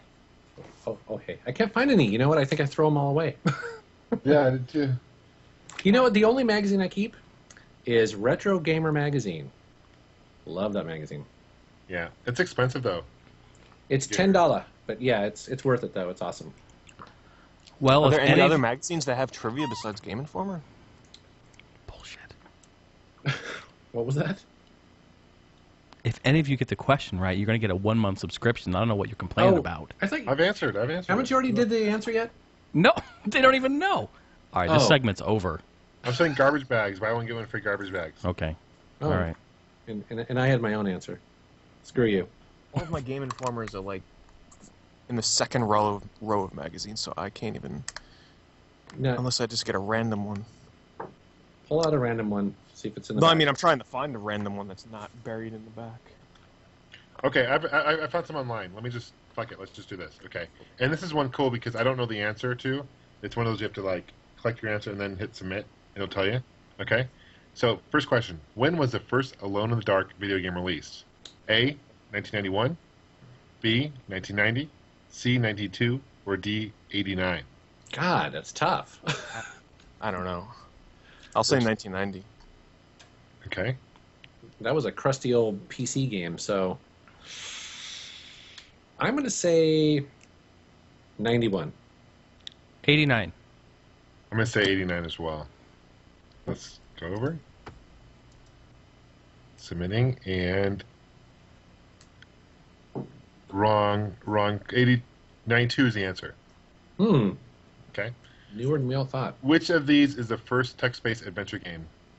A. Mystery House, or B. Colossal Cave Adventure? Colossal Cave Adventure. To be honest, I've never even heard of either of those games. So. Well, Mystery House.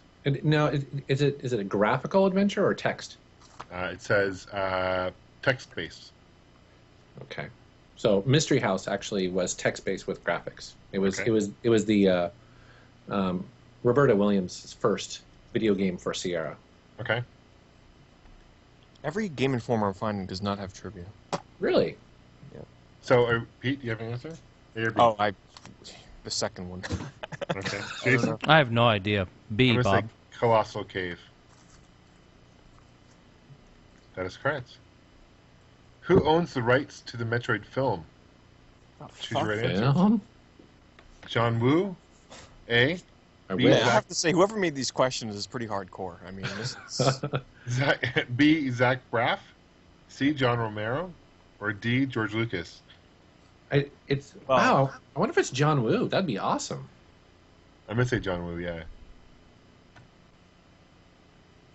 Although I don't think he's ever made a science fiction film like that. Of course, I could be wrong. But Okay. Hey, you guys ready? You guys have the answer? Who? John Woo's one. Who else? Anyone else? I'll just go with that. Yeah, because I don't Okay. think it's any other guys. That's correct. He's owned the rights since 2004, but development has yet to start. dude, that's awesome. Huh. Okay, here's one. What was Lara Croft's original name during development of First Tomb Raider? A. Lara Croft. B. Laura Cruz.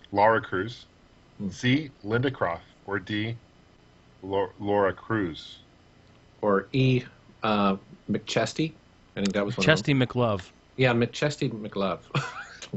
I don't remember all the combinations, so I'm just going to say... Laura Croft, Uh-huh. Laura Cruz, Linda Croft, or Laura Cruz. I'm going to say Linda Croft. Okay. Linda Bob. I'm going to say Linda as well. I'm going to go with B then. Wrong. It was Laura Cruz. Hmm. What was the only major Nintendo series not to have come on the N64? A. Mario. B. Metroid. C. Legend of Zelda. D. Pokemon. Well, that's too easy. Metroid. Yeah, they didn't have a Metroid game for that. Huh? Yep. Okay. That's correct. All right, that's all I have. Hmm. That was good. Swear to Yeah. God. Every issue I'm pulling out.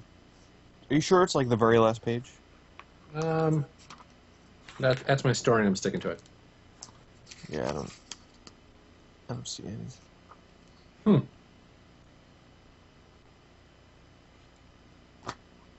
Really glad that I brought up Game Informer for you guys. That Yeah. was really, really nice of me. Did you ever reveal the answer? Or did it No, I matter? didn't. You guys just skipped right over me. No, I gave you the answer, dude. I said garbage bags. Yeah, Oh. come on. Oh. What? Well, you're all wrong. Because everything on that day doesn't matter because Daft Punk is releasing their new album, Random Access Memories, and everything else on that day is just secondary. Let's go!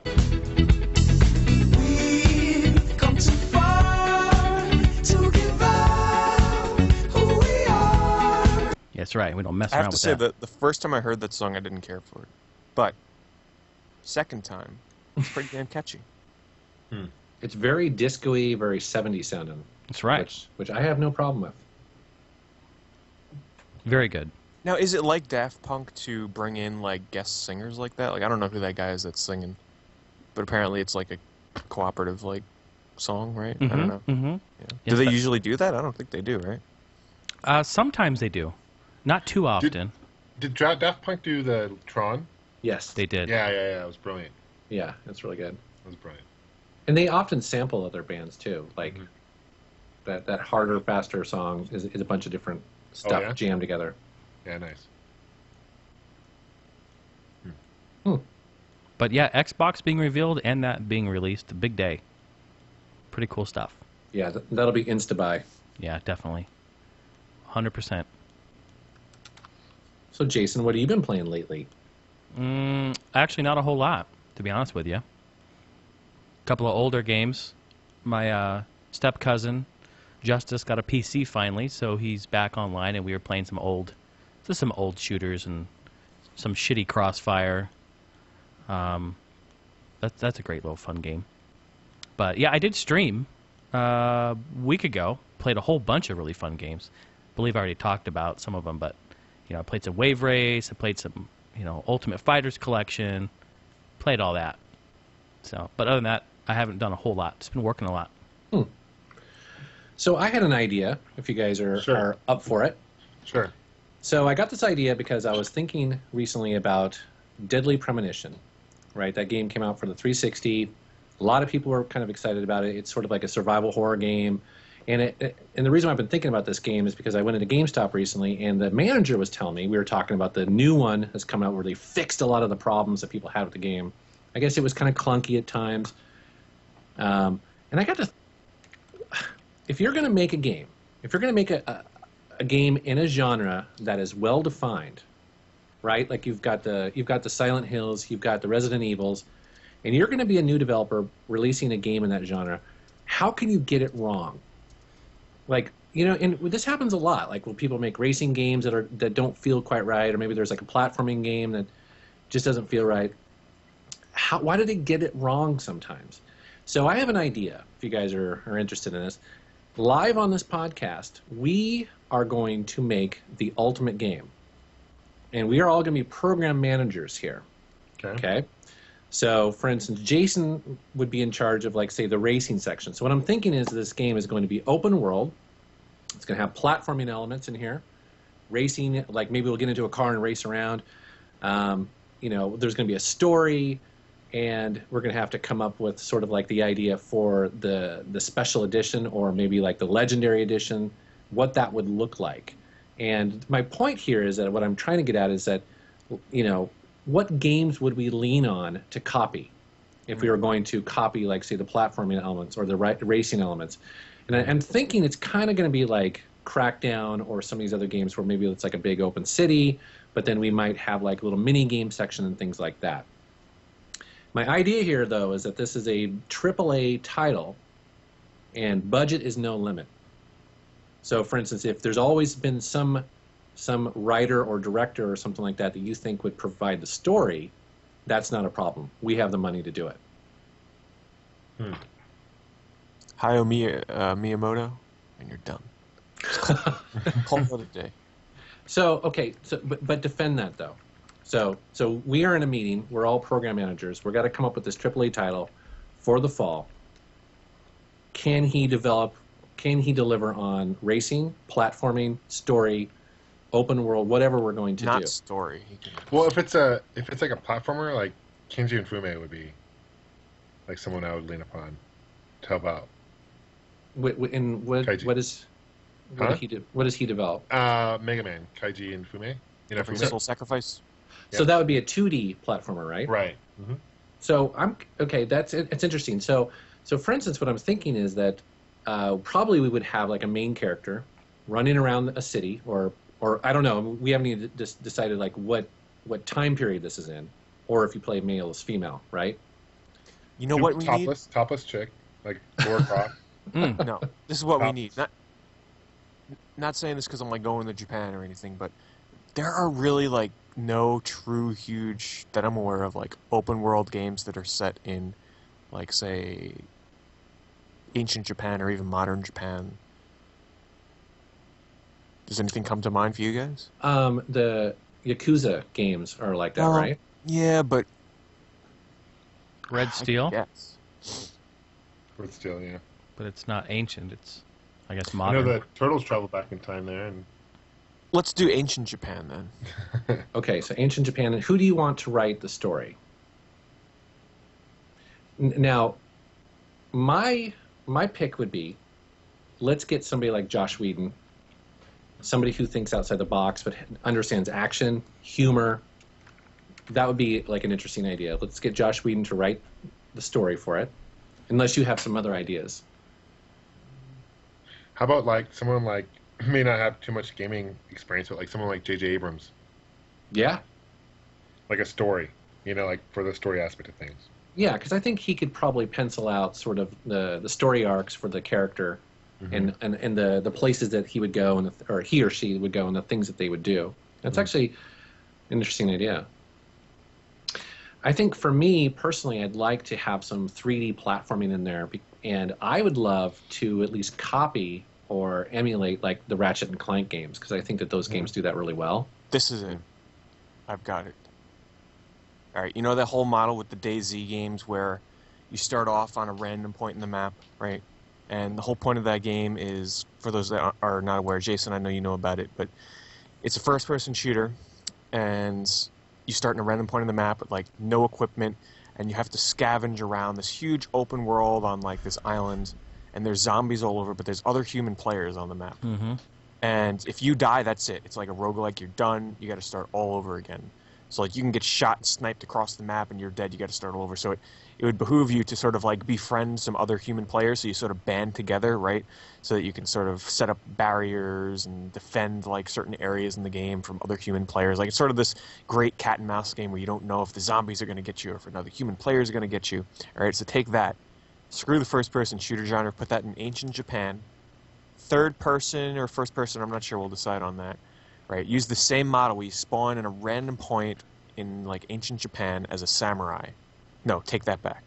You spawn as like just a regular like farmer, and you have to try and find supplies. So as you're scavenging around ancient Japan, you might be able to steal a samurai sword, or you might be able to steal like some throwing knives or something and take like a stealth gameplay aspect to it. And then you have to band together with other players and sort of form these little tribes that travel together and try and survive, and then you can get into these sort of battles with other groups of players that sort of band together, and it's a whole survival aspect. And one slash and you're done. So you get these huge epic battles where it's like life and death. What if you throw in there different elements, like, you know, when you start out as a farmer, you got nothing, but you build it up, and then you acquire, you know, weapons and learn skills to fight, and then I like that. train to fight, Like and then RPG elements. then it also throws in, you know, like then you get together with like, let's just say for instance like a car club, or you join a car club or whatever, and then you race. You know, you earn points in there. You gotta get that race. Yeah. Damn, that Dude, race no, is think about it. It would be awesome. If we're going to be in Japan, then it's going to be all very heavy drift-based. We're going to have all these, like, rear-wheel drive drift cars, because that's, you know, that's really popular over there. Would this be like an MMO? Would other people would be logged in and playing with you? Yeah, it would be online, right? Yeah, it There'd sounds be like it, right? people everywhere. Now, I think you'd probably have to work in some sort of World of Warcraft or some sort of pre-scripted kind of story elements. Maybe. I mean, you don't have to, but if we're going to have J.J. Abrams on staff, let's at least use him a little bit. Hell Here's an yeah. idea. How Earn about you respect. Take that MMO aspect to the next level, right? So, all right, let's get out of ancient Japan. Let's take it to a modern setting, where the goods that you acquire in the game, and you know how in MMOs you can just go on an auction house and sell it and whatnot, or some of them allow you to sell it through like you leave your character idle and people can buy items by clicking on your character. Well, let's take that to the next level. Let's say that you can rent a store or like a bazaar type of place where you set up a table and you can sell your items there, but you have to be online when you sell your items. So you literally have to stay there and watch and make sure that the people that are shopping in this bazaar type of place are not stealing your items. And let's say somebody does steal an item from you. Well, maybe you want to hire like a second person to work with you or something. I don't know, so that you can run after them and track them down, or hire security or something. Like what if there was a game? I mean, there might be one like this out there. I don't know, in the crazy PC world. But what if there was a game where when you want to sell your items, there's no such thing as the ease of an auction house, but you actually have to set up your own store and manage that shit for like 8 hours a day and sit in your store and wait for your customers to come in. You won't have 8 hours a day to... Well, they do. Some people do, apparently. You know, what if people had to use real world money to buy your stuff? How crazy would that be? Take it to the Diablo level, where it's only real world money, and like the transactions you do with the virtual stuff is all real world money. Well, you're kind of describing a mix of maybe Minecraft and Second Life. It would be kind of interesting to have that world that you're describing. Right, Second Life. Second Life is a good example, actually. But... It would be really interesting, though, to make your world kind of like a high-resolution HD version of Minecraft. So for instance, Jason's talking about RPG elements where you have to maybe mine or build, but instead of being kind of that Lego look, it's a very realistic look. And people are very invested in creating their houses, their tribes, that sort of thing. It's almost like a level of respect. Here's what you do as far as I'm sorry, I didn't mean to cut you off, Mel Juice there, but as far as story goes, because you mentioned J.J. Abrams and stuff, you make it like a samurai character, you know, and very almost like Shenmue, like something happened tragic in his life, like he sees someone, witnesses someone killed, and you need like revenge. Or maybe his girlfriend gets killed or something like that, or some shit. Mm-hmm.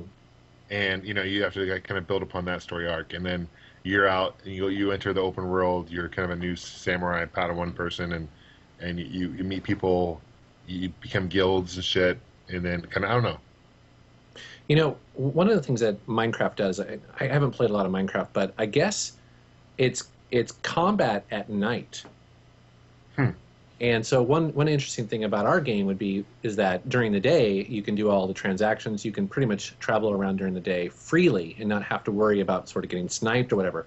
But at night, you either need to be secure indoors, or if you're feeling adventurous, you could go out and it'd obviously be player versus player. I'll never play Minecraft, sorry. People always tell me, you need to play Minecraft, but I see the appeal to it, and I just don't want to get involved with that game, to be quite honest. If I'm gonna devote that much time to a game, I'd rather it be like an MMO or something. I don't know, there's just something about Minecraft that seems very appealing and very addictive, but there's just something else to it that is just keeping me from wanting to play that game. So getting back to my original idea is that let's start in different sections. If we had to add a 3D platforming section to our game, which game would you prefer to emulate? Like, we're just going to take their developers, we're just going to add it into our game. 3D platform, I always like God of War 3 in the way that was style. That's considered kind of that gameplay. It's hard because not many games these days, like action games, most of the action games that have platforming in them either really hold your hand through it, like Uncharted. I really like the model that Uncharted uses for its platforming, because it's very seamless. However, they really outline where you want to go. So I would prefer having the platforming system of an Uncharted game, but without all the hand-holdiness, where those jumps really matter. Because when you play Uncharted, you could basically just hold the directional button, hold the joystick in one direction, just keep mashing the jump button for the most part. Now, I'd like a system like that, but with consequences where you really got to plan out your jumps, and if you miss it, you die. So, Jason, what about racing? We're going to have racing in our game. What game or developer are we going to take? Well, we're definitely going to get with DICE, and we're going to use their technology for how it looks. But then we're also going to get with Bugbear, and we're going to have them design all the gameplay. So that kind of a little bit more realistic style arcade driving. Yeah. Definitely. And then maybe like an Initial D type of, for the drifting element in it. Hell no. Ridge racing. You know what I reached out to first day one? It's a company called FCI. You guys heard of FCI? Yeah, they're old school, right? Yeah, FCI is old school. They one of their most best known arcade games that they made. It's a title called Mag Max. Oh, fuck. I'll get all the creators back together, and we do kind of almost like a sequel to that. It'd be perfect. I think after the game was released, they all killed themselves, so I don't know that they're going to be available for comment. All right, so to wrap this up then, what does our Collector's Legendary Edition look like, and how much does it cost? It come with a samurai. No. And a real knife? Like a knife from a real samurai. Sticking out like the top. A real dude. Yeah, like you bring this guy home, he's inflatable. or it could come with maybe a letter opener shaped like a samurai. First of all, we'd need an online pass in there somewhere. Because, that's the way of the future. Of course. I think it should come with a book that describes and talks about the whole area. The different towns or different areas. And like a map? Like a book? Yeah, like a map or a book or something that talks about each one so that you have an idea of what each city represents or area represents. I like that, yeah. I'm thinking of that online pass code that'll be in that little piece of paper.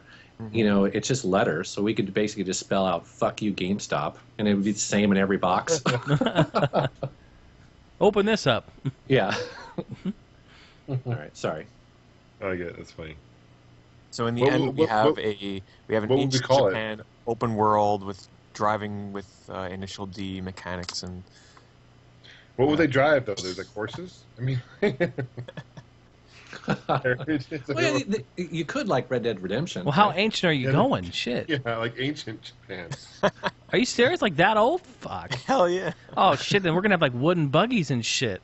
Wooden buggies downhill. Drift this. Drifting. Now that would be the cool thing. To build your buggy, you'd have to find the materials. So you got to find all the wood and shit and nail it together, or not nail it together. Oh my tie god! it together with rope. I'm crafting my buggy. Hell yeah. And that's You know, going you could throw in some Monster Hunter stuff in that too, of course, right? Oh, shit. Mhm. That's old. Ancient. Oh, man. It's funny. Like the mythological monsters and shit. Yeah. Yeah. How about some like fighting elements, like a fighter, like Street Fighter 2 or shit, or 4, whatever, you know? Yeah. Well, didn't Shenmue does that, right? Like all of a sudden you start. Well, no, actually, I think it was QuickTime based elements, right? In Shenmue. Yeah, it was a mix of quick time and just like regular action with button combos like a fighting game. Hmm. You know, speaking of Ratchet and Clank, one of the really cool things that they do, and I think it's in the second or the third one, is you'll find little cartridges for your whatever a Game Boy that you have, and all of a sudden you're playing the what was it, Commander Quark or Captain Quark. Basically, it's 2D platforming elements in that game. It's really awesome. Now, Metal Jesus, you can't bring up Ratchet and Clank this episode without mentioning that apparently there's a Ratchet and Clank movie coming to theaters in 2014. What? Yeah, I saw the trailer for that. I mean, it looks funny, you know. I'm not against it. I mean, I love the cutscenes in the Ratchet and Clank games. I Yeah. think it's, Pixar-esque quality, DreamWorks kind of stuff like that. So I would definitely go see it. Yeah, me too. Actually, I really love the writing and the humor in those games. So it'll be interesting to see if it can hold up for an hour and a half. But I'll definitely rent it day one. Now we're gonna get Ratchet and Clank the movie, the game. So yeah, is it perfect? Yeah. Ratchet and Clank, the game, the movie, The movie, the game. the game. Move the game. Yeah. Is it gonna be live action? No. Ratchet and Clank based on the game, the movie. And it's all FMV, old school. Yeah, SMV. Turbo. Well, cool. Yeah. That was fun. That was fun. Thanks everyone for being here in the live stream. Yeah, it was a bit more of a laid-back episode. We were kind of just last spur of the moment because it's been a long time since we've did a live one, and nothing crazy this episode. No live calls or anything like that. Just sort of Yeah, we're gonna answer questions next week. hang out. We didn't do any questions this week, but next week we'll get to questions Definitely. for sure. Because we gotta guys go onto our forums though for sure and leave ask us questions. There's a new topic on there, so we need some new questions. And we are answering them from Yes. previous episodes. We've been trying to keep up with it, so Yeah. Mhm. not every question will be answered, but we will do our best to answer most. Yeah, definitely. Well, good deal. Nice chatting with you all. Yes. Absolutely, guys. It's been As fun. All always. right, guys. We'll see Have you a great soon. rest of your Thanks, night. guys. We'll catch Chat. you later. All right. Bye. Bye-bye.